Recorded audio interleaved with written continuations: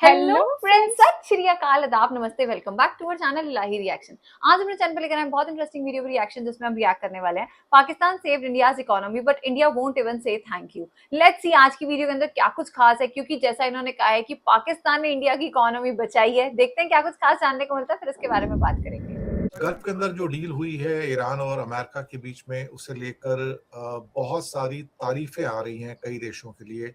इसमें Pakistan, Qatar, Turkey, Oman, इनको काफ़ी तारीफ मिली है और दुनिया के बहुत सारे देश हैं जो उनकी तारीफ कर रहे हैं। ईरान एक नई सुपर पावर के तौर पर उभरा, पूरे खित्ते के अंदर नहीं बल्कि पूरी दुनिया के अंदर, जिसने दुनिया को दिखा दिया कि मैं अकेला अमेरिका से लड़ सकता हूँ, जीत भी हाँ, सकता सच हूँ। में। मैं अकेला अमेरिका और इज़राइल की जोड़ी से भी लड़कर जीत सकता हूँ और मेरे अमेरिका अंदर और वो इजराइल की जोड़ी। एक्सपर्टीज है, सलाहियत है, जज़्बा है हाँ, कि एक मैं नहीं दो उनसे कंट्रीज लड़ूँगी थे और यार, जीत एक भी तरीके का जाऊँगी। हमला किया इनके ऊपर। ये सबक है सच में। दुनिया की बहुत सारी पावर्स को, जिन्होंने अमेरिका के सामने घुटने टेके। भारत की सरकार, मोदी सरकार ने भी घुटने टेके, इसमें कोई शक वाली बात नहीं। ओहो। और दुनिया के कम से कम नहीं तो 200 में से 195 से अधिक देशों ने अमेरिका के सामने घुटने टेके। मोदी सरकार ने भी टेके, अब जो है सो है। लेकिन अल्टीमेटली ईरान एक ऐसा मुल्क निकला जिसने घुटने नहीं टेके। उसने जिल्लत सहना मंजूर किया, गुर्बत सहना, गरीबी सहना मंजूर सही किया, बात। सैंक्शन सहना मंजूर किया, लेकिन लेकिन खड़ा घुटने रहा। नहीं टेके। और अल्टीमेटली मार्केट में नहीं, पूरी दुनिया का असली शेर वही बन के निकला। जी हाँ, असली शेर। तो उसको तो एक्चुअली देखा जाए तो सलाम है, क्योंकि ईरान ने दुनिया का कॉन्फिडेंस वापस लाया कि हाँ, बहुत कुछ किया जा सकता है। इन जैसे जालिमों को, वाकई में कातिलों उसकी को, उस देश की इनको कुछ जवाब इकोनॉमी दिया जा खास सकता नहीं है, है वो कोई और आपको सक्सेसफुल उठकर कंट्री नहीं जवाब है देना बहुत। चाहिए। उनके सामने घुटने मत टेको, उनके सामने हार मत मानो। यही सबसे पहले है। और ये सबक मोदी सरकार के लिए भी है कि आपने जिस ढंग से घुटने टेके, जिस ढंग से अमेरिका और इज़राइल की गोदी में जाकर बैठे, आपने ना सिर्फ भारत का अपमान किया, भारत के 140 करोड़ लोगों का अपमान किया कि हमारी खुददारी को, हमारे आत्मसम्मान को उससे चोट पहुंची। लेकिन अल्टीमेटली बधाइयां यहाँ पर हिंदुस्तान को नहीं, बधाइयां पाकिस्तान को, टर्की को, सऊदी को, ओमान को और ऑफ कोर्स पाकिस्तान को मिली यहाँ पर। दुनिया के अधिकतर लीडरान ने, जिसमें फ्रांस भी है, जर्मनी भी है, साथ में आपका ब्रिटेन भी है और कई और देश हैं। साथ में इटली, इटली की जो प्राइम मिनिस्टर मेलानी है, उन्होंने भी बहुत तहे दिल से सबको क्या कहते हैं कि कांग्रेचुलेशंस किया। पाकिस्तान को खास तौर से उन्होंने कांग्रेचुलेट किया, कतर को कांग्रेचुलेट किया कि आप लोगों की वजह से ये हो पाया है। एग्जैक्टली। यूएनओ के भाई अगर ये वॉर और एंटोनियो थोड़े दिन गुटरस चलती ने, जो ना कि सेक्रेटरी तो जनरल तो है, आप ब्रिटिश प्राइम पूछो मिनिस्टर मत की इंडिया का स्टारमर, क्या हालत और होने टर्की वाली के थी, यहाँ महंगाई प्रेसिडेंट कहाँ चली जाती। एर्दोगान ने सच कतर और में। पाकिस्तान की खास तौर ऑलरेडी से पेट्रोल काफी के रेट प्रशंसा की, बहुत ज्यादा काफी हो चुके सराहना हैं। की और कहा सब कि चीजें इतनी स्टेबलाइजेशन ज्यादा दिशा बढ़ी में हुई एक हैं बड़ा इस टाइम कदम पे। है।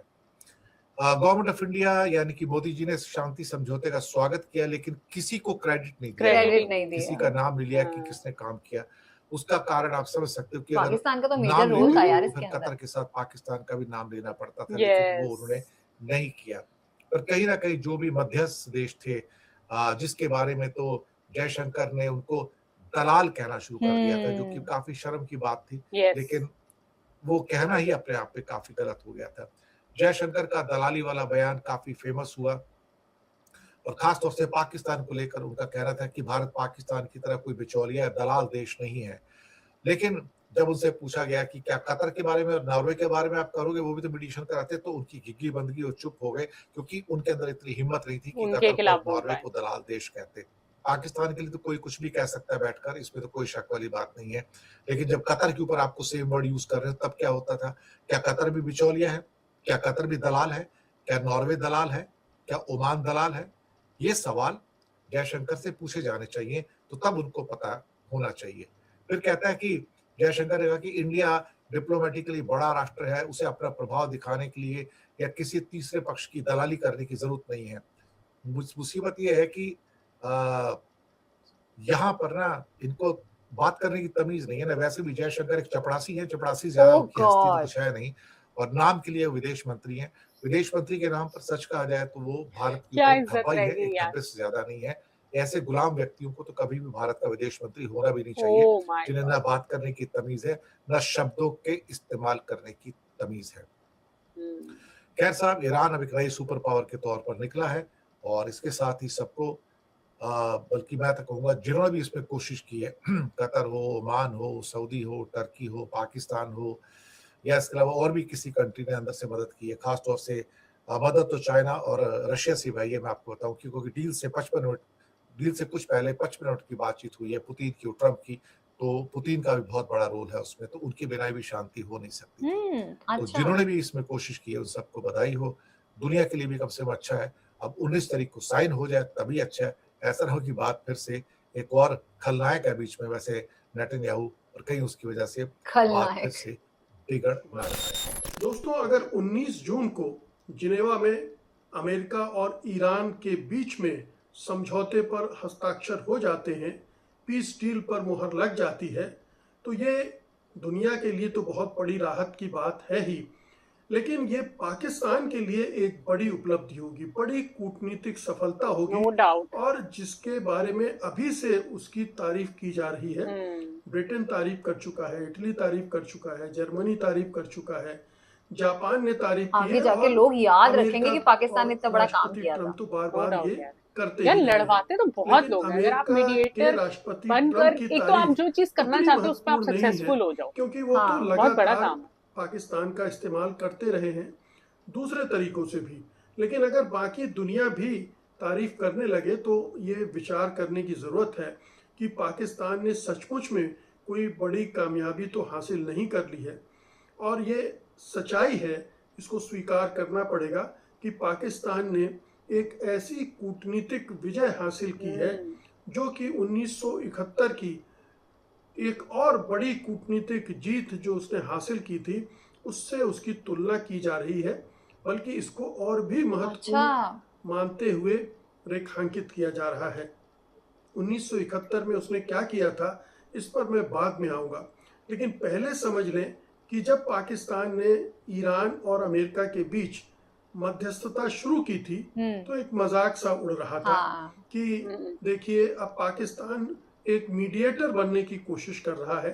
फिर बाद में ये कहा गया कि वो तो एक पोस्टमैन है, ईरान से चिट्ठी लेकर ट्रम्प को देता है, ट्रम्प की चिट्ठी ईरान को देता है, इस तरह से उसका मजाक बनाया गया।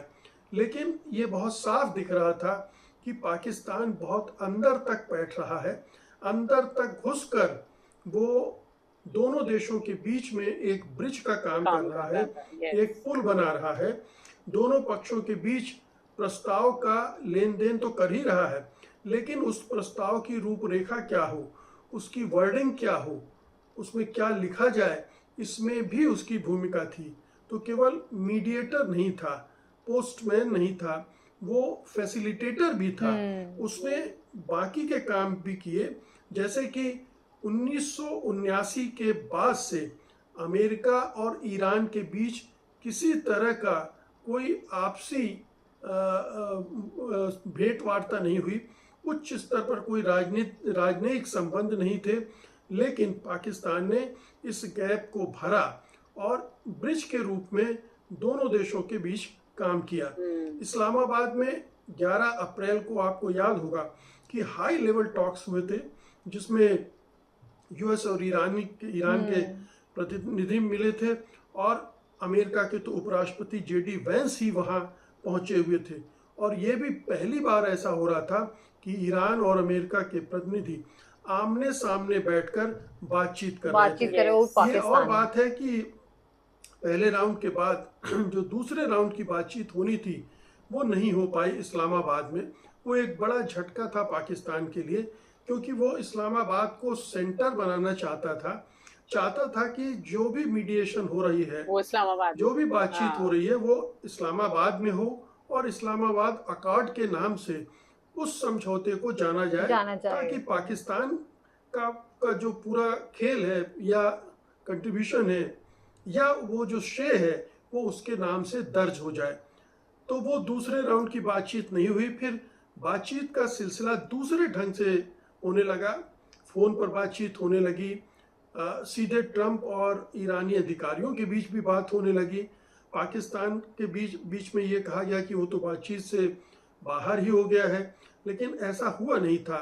वो तुर्की, कतर, मिस्र, ये सब उस बातचीत में अपनी अपनी तरह से योगदान दे रहे थे, लेकिन सबसे महत्वपूर्ण योगदान निश्चित रूप से पाकिस्तान का था, और पाकिस्तान का इसलिए नो था डाउट।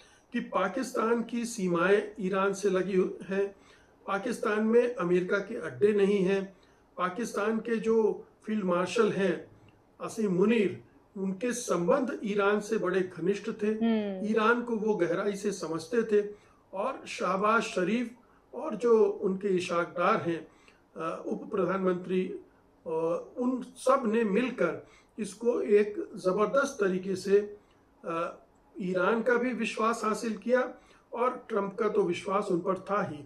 इसीलिए जब एकदम से युद्ध विराम टूटने वाला था, उस समय उन्होंने ट्रंप पर दबाव डाल के उस युद्ध विराम को एक्सटेंड करवाने में भी सफलता प्राप्त की, और कहा जा रहा है कि इसके लिए उन्होंने बहुत जमकर मेहनत की और दोनों का विश्वास अर्जित करके एक ऐसी बातचीत को टूटने नहीं दिया।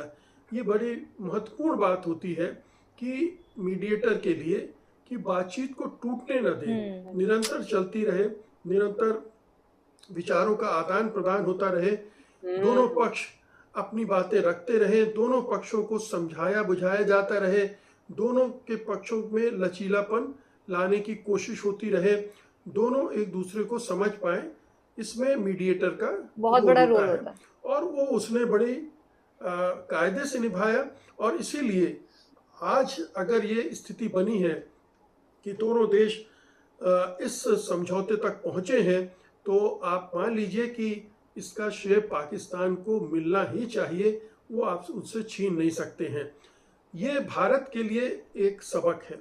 भारत जो, आपको याद होगा कि प्रधानमंत्री कूदते हुए रूस पहुंच गए, फिर यूक्रेन पहुंच गए, और ये जताने की कोशिश करने लगे कि हम मीडिएशन करके दोनों को युद्ध से युद्ध विराम करवा देंगे।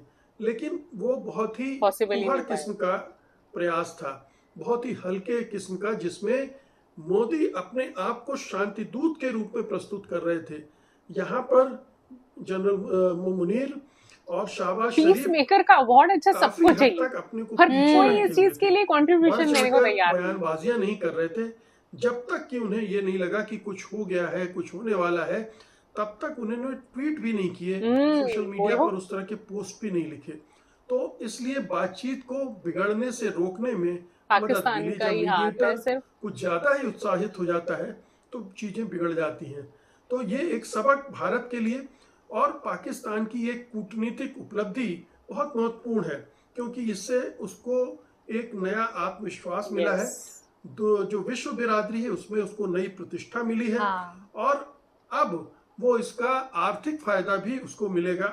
ईरान के साथ अगर गैस पाइपलाइन वाली बात आगे बढ़ती है तो उसमें उसको फायदा मिलेगा। कतर और सऊदी अरब के साथ तो वो समझौते कर ही रहा है, कुछ और गल्फ के देश उसकी मदद करेंगे या उससे समझौते करेंगे हथियारों के खरीदने के लिए, या दूसरे पर्पज से अमेरिका भी मेहरबान होगा अब उस पर, और चीन भी मेहरबान होगा, क्योंकि चीन भी बैक चैनल से पर्दे के पीछे से पाकिस्तान की मदद कर रहा था।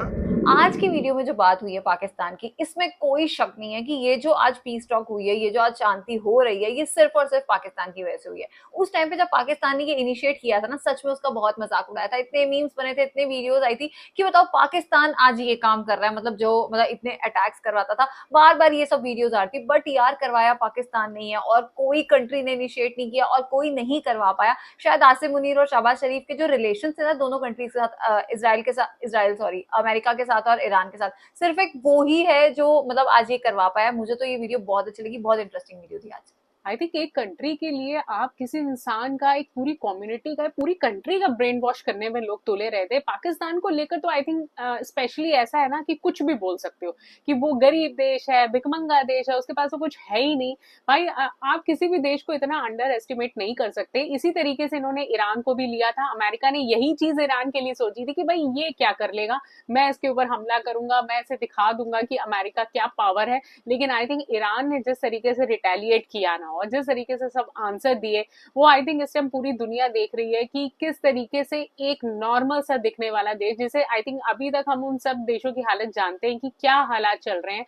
सो आप किसी भी देश को इस तरीके से नहीं ले सकते कि उस देश के अंदर कोई पावर नहीं है। और आई थिंक ये जो दूसरा कंट्री का अगर हम नाम ले तो उसमें डेफिनेटली पाकिस्तान का नाम आता है, जिसने इतना बड़ा काम करके दिखाया। लोग वाकई में इस चीज का बहुत ज्यादा मजाक बनाते थे, ये क्या बीच में दोस्ती कराएगा, ये क्या मीडिएशन का काम करेगा। पर डेफिनेटली जितने भी स्टेप, जितना भी कॉन्ट्रीब्यूशन पाकिस्तान ने दिया है वो तारीफे लायक है। हमें तो आज की वीडियो काफी ज्यादा पसंद आई। इस वीडियो को लाइक और शेयर करना और चैनल को सब्सक्राइब करना मत भूलिएगा।